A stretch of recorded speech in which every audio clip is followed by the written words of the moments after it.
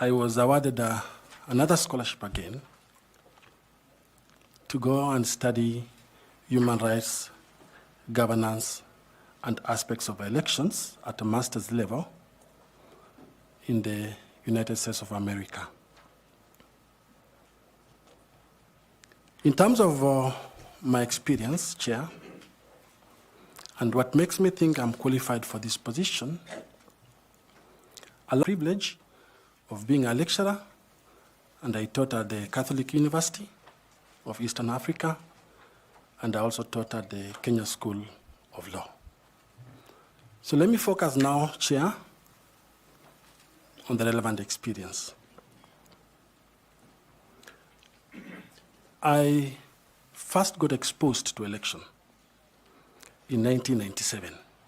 As a very young student then, I was just about to complete my university, and the late chairman of the ECK, the defunct ECK, the late Honorable Justice Zacchaeus Chesoni, gave me an opportunity to work in the 1997 general election.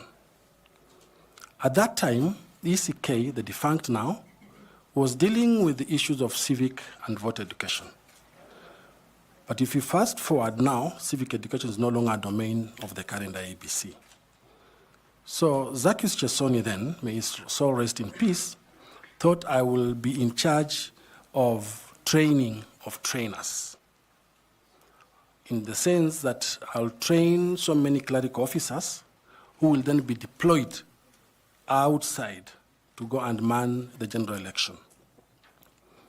After completing that task on election in 1997, so I was actively involved in 1997, after 6 months, the late Chesoni gave me another contract again to be in charge of our warehouse and supervising people in that warehouse where now the election materials, the ballot boxes and ballot papers, you remember those days we were using the black ones, were now being brought back to the headquarters for storage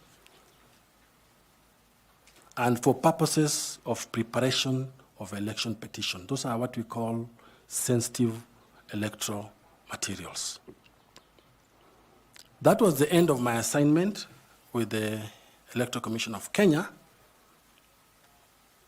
And sometimes in 2007, in 2006, I left Kenya to go and undergo my master's degree in the US. Came back in 2007. That was an election year as well. On 1st of December in 2007, I was recruited fresh from the US. I was recruited by ELOG. ELOG gave me an opportunity to be the chief executive officer. And at this point, I must disclose that Dr. Koki Muli, at the time, was a centerpiece behind ELOG when she was working with IED.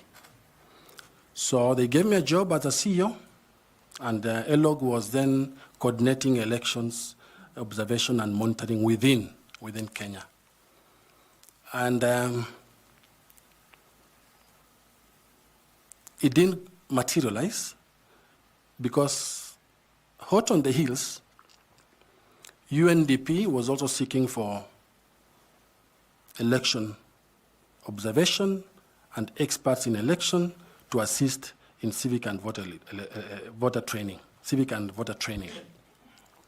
So my good friend, Dr. Karuti Kanyinga, had acquired a very huge consultancy with the UNDP.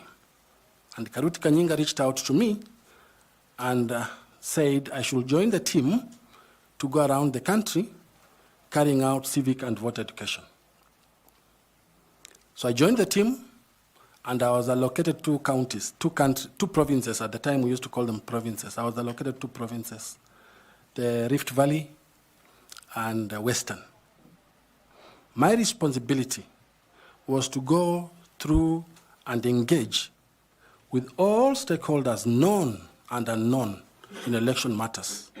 So the churches, the civil society, the CBOs, politicians, candidates and so forth, to train them on civic and voter education. That engagement was very successful, and we went into election. After my engagement with the UN, I then joined and was recruited is a German government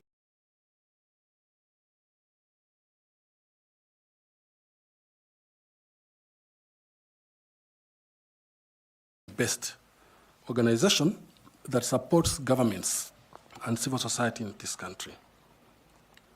So I was hired as a senior governance advisor.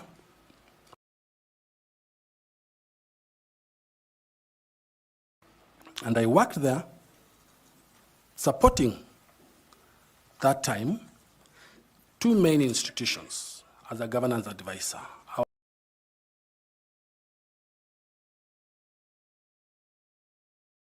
was supporting the Ethics and Anti-Corruption Commission on matters surrounding combating corruption, and I was supporting the Ministry of Justice. We had a program at the time called GJLOS. So I was at the center of it. After my tenure as a senior governance advisor for IEZ, I joined government, and at that time, the institutions, the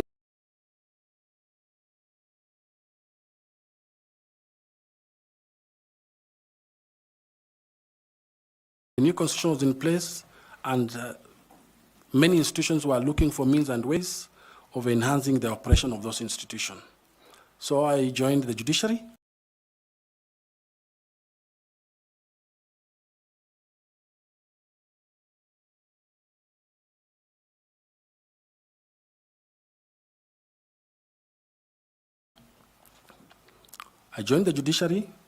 As a deputy chief registrar of that institution.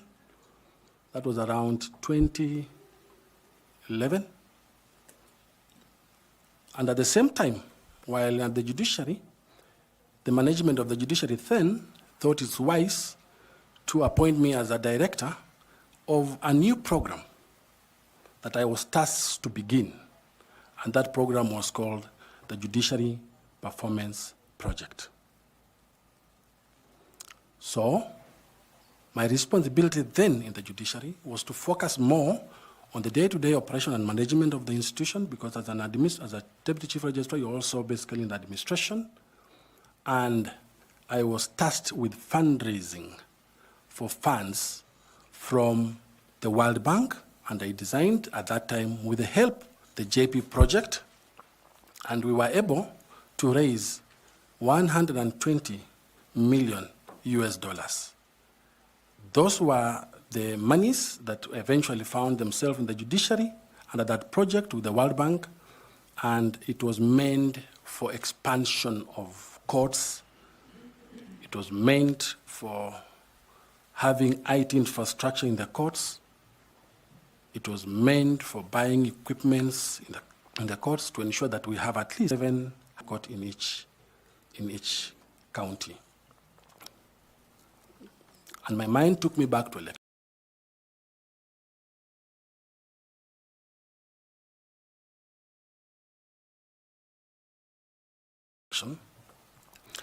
And chairman of the African Union, Truma, of election observation, and recruited me of elections with a specific allocation of countries within Africa. Because in a year you will have one running in a country, and my work was basically to go around those countries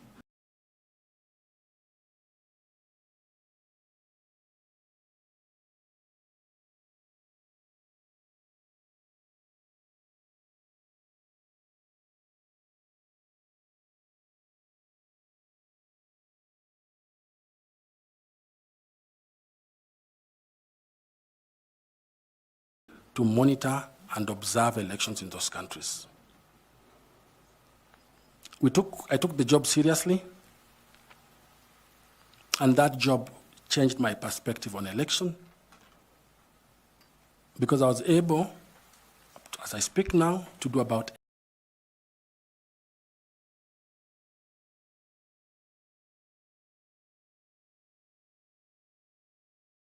8 countries in Africa on elections. Every